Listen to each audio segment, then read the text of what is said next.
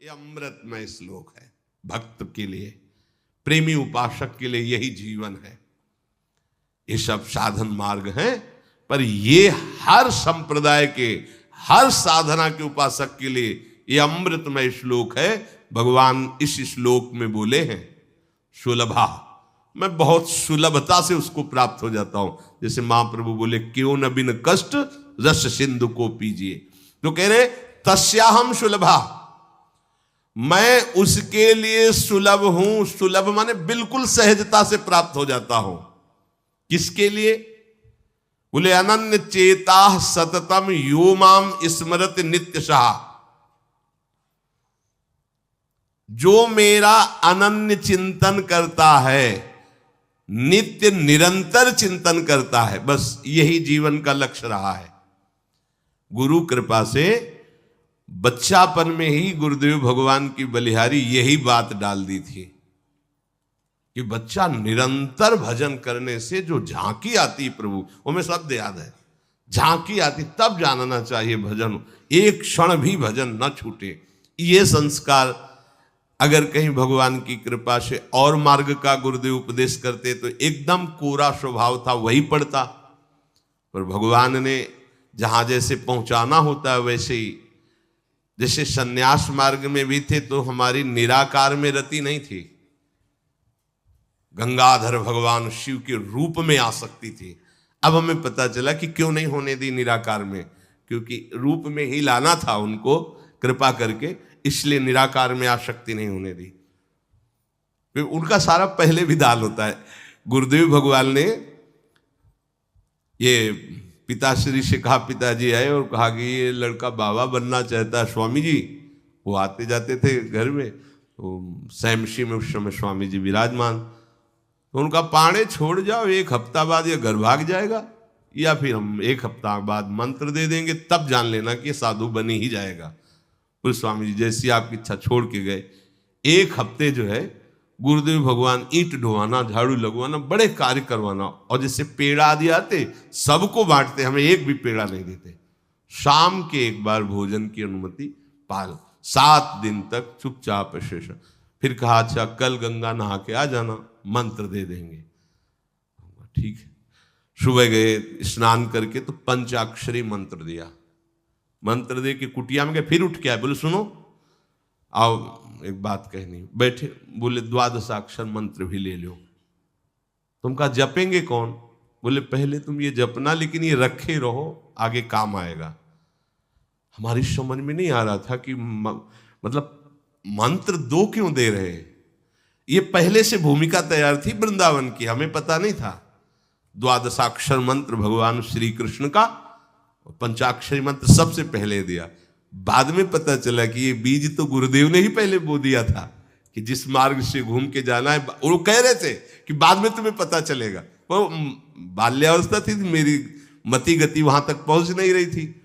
और जपे हम पहला ही, जपे पहला ही, बाद में जब भगवान शंकर ने इधर, तब हम मुझे समझ में आया कि बीज तो गुरुदेव भगवान ही अंदर से बो दिए थे पहले ही।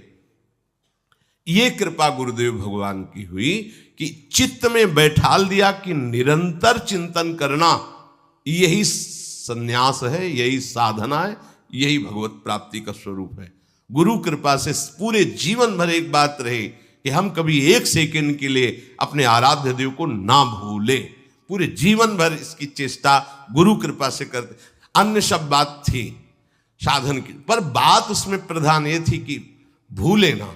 जैसे हम गायत्री मंत्र भी जप रहे हैं नैष्ठिक ब्रह्मचर्य में, तो गुरु के द्वारा दिया हुआ पंचाक्षर मंत्र लिखा हुआ है, बार बार उसे देख रहे हैं, या अंदर से देख रहे हैं, गायत्री मंत्र चल रहा है। बड़ी कृपा रही है, मन को भागने के अवसर नहीं मिले। अनन्य चेता सततम, इसीलिए हम आपको फिर कह रहे हैं, बहुत जल्दी लाभ लेना है तो इसको डबल पटरी में फंसाओ। यह जो एक मन बहुत ठोर कर कह कर उसने सच उपायो, बहुत जगह नहीं लगता है कि एक प्रभु में लगाओ फिर संसार में, प्रभु में ही 2 जगह लगा दो। बड़ी चतुराई से फांसा जाता है। यदि मंत्र से भाग रहा हो और तुम्हें कहीं रूप का अभ्यास हो भगवत कृपा से, तो रूप में फंसाओ, चरणों से लेकर के मुकुट तक, मुकुट से लेकर चरणों तक इसको फंसाओ। पर यह कठिन बात है, रूप आना कोई साधारण बात थोड़ी। तो डबल नाम में फंसाओ। जैसे कल कहा था कि शरणागत मंत्र चल रहा, राधा लिखे है, राधा बार बार, और शरणागत मंत्र जा कहा जाएगा। तो जब गायत्री जी जब करते थे अनुष्ठान पुरस्चरण का, तो सामने पंचाक्षरी मंत्र लिखा हुआ है और गायत्री मंत्र चल रहा है। अगर हम जरा सा भी चूकेंगे तो या तो मंत्र छूटेगा और या तो वो दृश्य छूटेगा। बिल्कुल मन को कोई जगह नहीं रखते थे, कोई जगह नहीं रखते। अनन्य चेता, ये बहुत बड़ी सिद्धि, बहुत बड़ा लाभ है कि अन्य कुछ स्मरण ना आवे। इसका अभ्यास आप कर लीजिए, फिर नशा तो ये चढ़ा देगा। ऐसा नशा चढ़ता है, ऐसा लगता है जैसे खोपड़ी घूम रही हो और उसके साथ मंत्र घूम रहा हो। ये ऐसे करो तो पका जैसा दर्द होने लगता है। एक एक नस नाड़ी मंत्राकार। न भोजन की इच्छा है, न किसी के देखने की इच्छा है, इच्छा रहित केवल मंत्र चल रहा है। तदाकार वृत्ति, मंत्राकार वृत्ति। अब इतनी प्रपंच की वृत्तियां फैलाए हो, इतना बहिर्मुख हो, कैसे बात समझोगे अंतर की। अनन्य चेत, भगवान कह रहे मैं सुलभ हूं, सुलभ हूं। काशी में प्रतिदिन ये होता, आज महादेव जी साक्षात आएंगे। सुबह से तैयारी हो जाती थी, आज महादेव जी आएंगे। घाट में ही रहते थे, पंडों की छतरी के नीचे तपती हुई धूप, तो घाट में धूप ऐसे ज्वाला सी लगती थी, और छोटी सी छतरी, उसी के नीचे दोपहर रात्रि वहीं 2 बजे तक तो तपती थी फर्श। और 2 बजे के बाद स्नान करके महादेव जी विश्वनाथ जी पहुंच गए। बस रोज आज मिलेंगे, आज तो निश्चित मिलेंगे। एक दिन इतना आनंद था कि आज तो बस आ ही रहे हैं, ऐसा आ ही रहे हैं। जैसी भावना करोगे, जा पर जाकर सत्य सने हो, सो तो ही मिले न कुछ संदेह।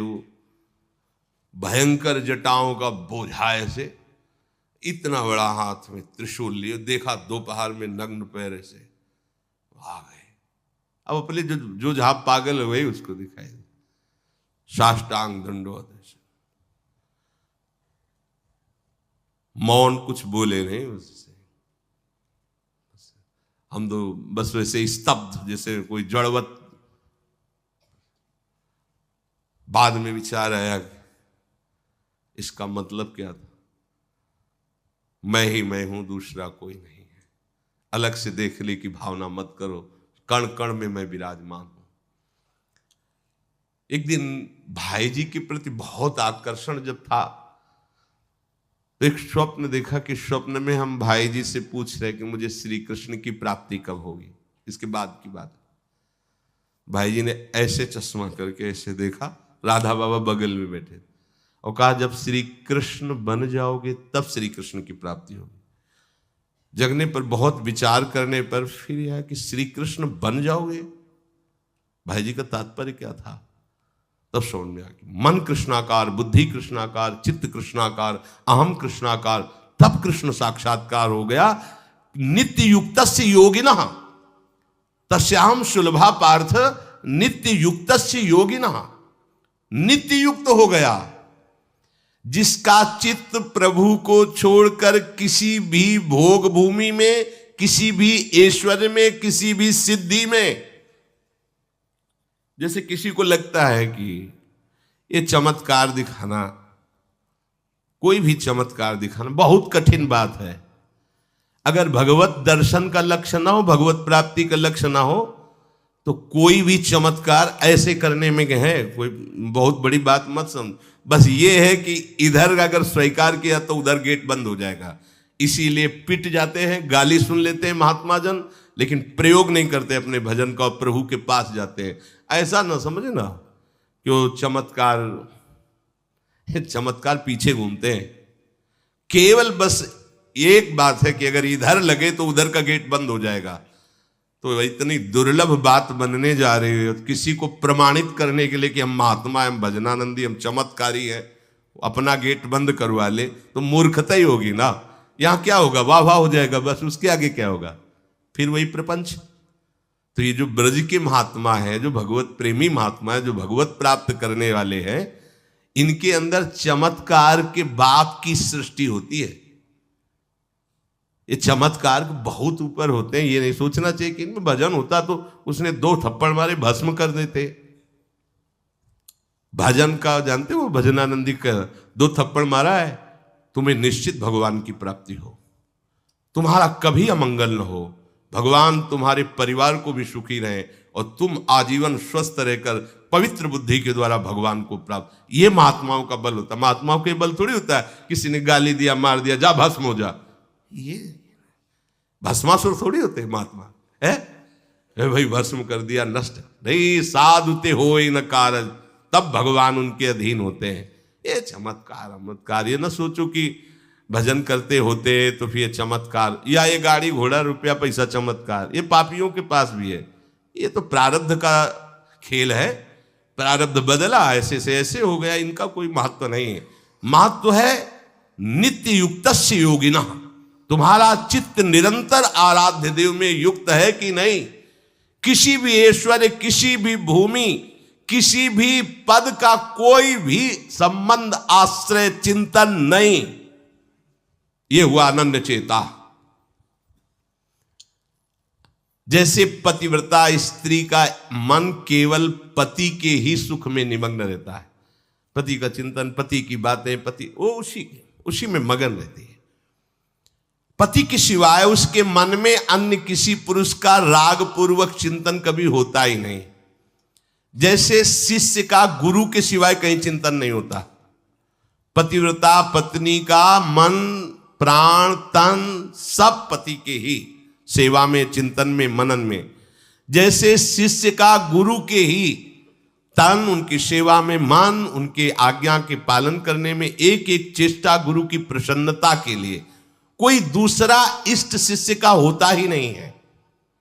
शिष्य का कोई दूसरा इष्ट नहीं होता। ऐसे शिष्य को अपने गुरुदेव में ही भगवान का साक्षात्कार हो जाता है, क्योंकि पर्दा हटा तो देख लिया कि प्रिया प्रीतम मुस्कुराते हुए बैठे। श्री भट्ट देवाचार्य जी के पास जब हरिव्यास देवाचार्य जी आए तो कहा, भगवान हम शिष्य बनना चाहते हैं। तो उनका, तुम्हें हमारी गोद में कुछ दिखाई दे रहा है? तो कहा, ऐसा में कुछ तो नहीं दिखाई दे रहा है। तो उनका, फिर अभी तुम जाओ गिरिराज जी की 12 वर्ष परिक्रमा करो, राधे राधे बोलो 12 वर्ष पर। ऐसा ही किया। 12 वर्ष बाद फिर आए, अब कुछ दिखाई दे रहा है? बोले भगवान कुछ नहीं दिखाई दे रहा। बोले जाओ फिर 12 वर्ष करो। कह रहे कि जो शिष्य है गुरु के सिवा और कोई इष्ट रहे हैं, उन्हीं का चिंतन, उन्हीं के आगे, तो वहीं उसको साक्षात्कार हो जाता है। जब 24 वर्ष बाद आज्ञा पालन करके आए तो देखा प्रियालाल गोद में। बोले अब कुछ दिखा है? हाँ। बोले प्रियालाल महाराज जी विराजमान है, आओ। वही महावाणी के रचयिता श्री हरिव्यास देवाचार्य जी गुरु आज्ञा में एक कदम पीछे ने 24 वर्ष गिरिराज जी की परिक्रमा राधे राधे आए नहीं, जब तक आज्ञा पालन नहीं हुई। आज्ञा पालन साक्षात्कार करने के बाद मंत्र दीक्षा दी। आज्ञा पालन का फल भगवत साक्षात्कार। जो अन्य तरफ मन ले जाता है, अन्य तरफ अपना भाव ले जाता है, वो अनन्य चेता नहीं कहलाता है। अनन्य चेता को भगवान सुलभ हो जाते हैं। सततम यो माम स्मरति नित्यशः। सततम का अर्थ होता है जब आप होश में हैं तो आपका मंत्र या नाम चल रहा हो। नींद खुली, आप जप नहीं रहे, आपको ऐसा कि मंत्र जपना, ऐसा नहीं, चल रहा है। तो सोते में भी चल रहा है। जब आप नींद में गए तो आपका मंत्र चल रहा था, आप सुषुप्ति में हो गए पर आपको पता नहीं। जब जगो तो आप देखो चल रहा है कि नहीं चल रहा है। अगर चल रहा है तो चल रहा था, नहीं चल रहा तो फिर सतत नहीं था। उसका कारण आपने सोते समय भजन नहीं किया। यह भी गुरु कृपा से पहले ही सिखा दिया गया था कि जब तक गाढ़ नींद ना आवे तब तक आसन में बैठ के मंत्र जप करो, जब आ जाए तो लेट जाओ, मंत्र का ही चिंतन करते हुए सो। तो वैसे प्राय उपासक जो भजन करते हो अनुभव करते होंगे, जगते ही मंत्र चल रहा है। सैकड़ों बार तो ऐसा अनुभव हुआ कि हम सो ही रहे हैं पर आसन में बैठ गए। जब चेतना आई तो देखा है कि मंत्र चल रहा है, आसन में बैठे हैं। अभ्यास बहुत बड़ा बल सोते, मतलब अभी नींद खुली नहीं, आसन में बैठ गए। बिल्कुल कभी भी जीवन में मतलब 10-5 मिनट का अंतर तो कह सकते हैं, लेकिन ऐसा नहीं कि आधा घंटा 1 घंटा का अंतर कभी जीवन में पड़ा हो। और वो अलार्म कभी जीवन में लगाया नहीं। गंगा किनारे कहाँ अलार्म। अभ्यास बहुत बड़ी ताकत होती, बहुत। आप सोचो, अभ्यास नहीं तो नेत्र खोल के भी निशाना नहीं लगा सकते, अभ्यास है तो शब्द पे गोली मार देगा, आवाज हुई ठीक वही गोली लगेगी। अभ्यास बहुत बड़ी ताकत होती है। अभ्यास इतना भजन का, सततम योमाम स्मृति नित्यशः, बहुत कठिन लग रहा है ये, पर एक बार मन पकड़ लेगा तो बहुत आनंद आएगा। कैसी कैसी आनंद वृत्तियां होती हैं निरंतर भजन करने वालों की। दूसरे की जरूरत नहीं, अपने आप में नाचता है, अपने आप में बातें करता है, अपने आप में हंसता है, अपने आप में खेलता है, उसे किसी और की जरूरत नहीं होती। वो अपने आप, जो आप है ना, वो अपने आप से खेलता है, अपने आप में हंसता है, अपने आप से बातें करता है। जो भगवत प्राप्ति करना चाहता है, जो अध्यात्म की ऐसी ऊंचाई पर पहुंचना चाहता है जहां काम क्रोध लोभ मोह मद मत्सर ईर्ष्या द्वेष इनका प्रवेश ही नहीं, इनकी पहुंच ही नहीं है, कितना उस हृदय में आनंद होगा जिसमें कोई कामना नहीं है, कोई द्वंद्व प्रभावित नहीं कर पा रहा। और यही तो प्राप्त करने के लिए हमें मानव देह मिला है। पीछे के पद में भगवान ने भक्त्या युक्तः शब्द का प्रयोग किया था। भक्ति युक्त, भक्ति प्रभु के सिवा अन्य कोई हमारा प्रिय न रह जाए, यह है भक्ति की कसौटी। ज्ञान की कसौटी, आत्मरति के सिवा और कहीं रति न रह जाए। आत्मावान, आत्मरति, आत्म क्रीड़ावान। बात एक ही है, हम श्री कृष्ण बोले, ज्ञानी आत्मा बोले, योगी परमात्मा बोले, भक्त भगवान बोले, वो एक ही बात है। पर अन्य कुछ रह जाना, ना वो ज्ञानी है, ना वो योगी है, और ना वो भक्त है। भक्त्या युक्तः, प्रभु के सिवा अन्य कोई सत्ता नहीं, अन्य कहीं महत्ता नहीं, अन्य कहीं अपनापन नहीं। चाहे वो वस्तु हो या व्यक्ति हो या स्थान हो, चराचर जगत में कहीं भी अपनी प्रियता न रह जाए, इसी का नाम भक्ति है। कहने को भक्ति सरल लगती है, पर इसीलिए कठिन है कि सब जगह की प्रेम फांसी को काटकर एकमात्र आराध्य देव से प्रेम करना बड़ा कठिन है।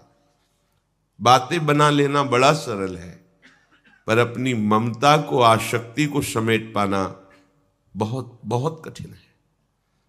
कोई बिरला साधक ऐसा होता है जो अपने लक्ष्य की तरफ रखता है, भगवान सामने, सदगुरुदेव सामने, पर ये दुष्ट इंद्रियां और मन जगत को ही पाना चाहते हैं, जगत को ही भोगना चाहते हैं, जगत को ही देखना चाहते हैं। कैसी मलिनता। इसलिए भक्त्या युक्तः, बातें केवल कर लेना थोड़ी होता कि हमें भगवत प्राप्ति करनी। भगवत प्राप्ति करनी है तो इसके मूल में सारी बात आ गई कि अब मुझे और कुछ चाह नहीं रखनी, और कोई कामना की पूर्ति नहीं करनी, और किसी से अपनापन नहीं रखना, मुझे प्रभु चाहिए। ये सावधान हो जाइए, आप एकांत में भी भगवान के सामने हैं, आपको हमारे श्यामा श्याम देख रहे हैं। ऐसी भावना से हर समय सजग रहोगे तो पापाचरण बंद हो जाएंगे। पापाचरण बंद होते ही हृदय प्रभु की तरफ भाग पड़ेगा। प्रभु की तरफ भागना क्या है? प्रतिक्षण उनका गाढ़ चिंतन। फिर किसी सुख की तुम्हें आकांक्षा नहीं करनी पड़ेगी। किसी सुख का तुम्हें अभाव नहीं लगेगा। इह परलोक सकल सुख पावत, मेरी सो भैया कृष्ण गुण संचु। तुम्हें मेरी शपथ है, तुम कृष्ण के गुणों का गायन करो, कृष्ण नाम रटो, कृष्ण रूप ध्यान करो। इसका फल होगा प्रियाजू के चरणों में प्रीति। जिसका गोरे चरणार बिंदु से संबंध है, इह परलोक किसी भी सुख की चाह ही नहीं रह जाती। प्रभु करुणा करके कह रहे हैं, वही आचार्य है। मेरी कसम, तुम कृष्ण के गुणों का संचय करो, तुम्हें इस लोक परलोक में सब सुख मिल जाएंगे, कोई अभिलाषा अधूरी नहीं रह जाएगी। पर भक्त्या युक्त, अन्य संबंध, अन्य महत्व बुद्धि, ये कलंक है हमारी भक्ति में। नहीं समझ रहे? चाहते हैं सुख, चेष्टाएं और चिंतन, दुखालयम अशाश्वतम। कैसे मिलेगा? चाहते हो अविनाशी पद और भोग दृष्टि रखते हो विनाशी की, प्रियता रखते हो विनाशी की, गाढ़ चिंतन करते हो विनाशी भोगों का, कैसे अविनाशी पद का अधिकार प्राप्त होगा? अरे तुम्हारा स्वरूप ही अविनाशी है। विस्मृत होकर भोगों में लगने से ही ये तुम्हारी दुर्दशा हुई है। भक्त्या युक्ता, अपने हृदय को भक्ति से युक्त करो। आराध्य देव की शिवा और कहीं चिंतन न जाए। अभ्यास योग युक्तेनो चेतसा नान्यगामिना। स्पष्ट कह रहे हैं प्रभु, परमं पुरुषम दिव्यम याति पार्थान चिंतयेत्। निश्चित परम पुरुष दिव्य, उस परमात्मा की तुम्हें अनुभूति होगी, उसका साक्षात्कार हो जाएगा।